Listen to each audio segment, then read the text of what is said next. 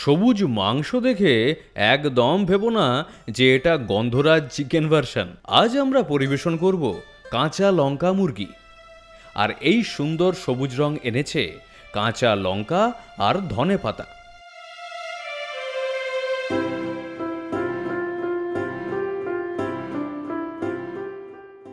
প্রথমেই মাংস ম্যারিনেট করব হলুদ গুঁড়ো, লবণ আর আদা রসুন বাটা দিয়ে।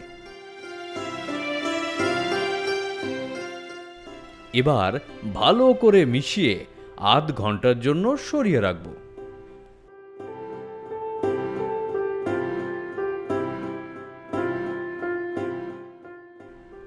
সবুজ মাংসের রং কারা আনছে সে ব্যাপারে তো আগেই বললাম, কিন্তু স্বাদ আনছে আমাদের সারফা কাচ্চি ঘানি মাস্টার্ড অয়েল, যার শুদ্ধতা অনবদ্য।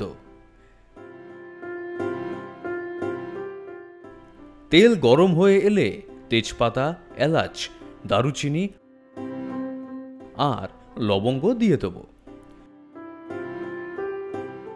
হালকা ভাজা হলে পেঁয়াজগুলো দিয়ে দেব। পেঁয়াজগুলো কিন্তু সোনালি করে ভাজতে হবে।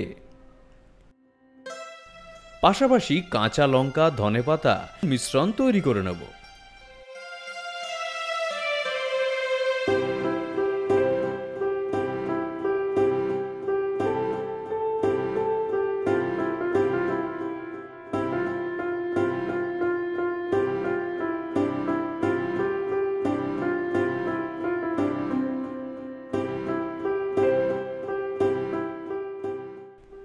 এবার টমেটো দিয়ে গুঁড়ো মশলাগুলো যেমন জিরে গুঁড়ো,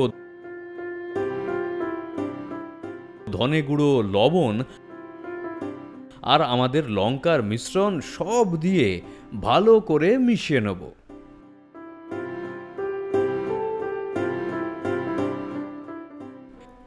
তেল ছাড়তে শুরু করলে ম্যারিনেট করা মাংসগুলো দিয়ে দেব।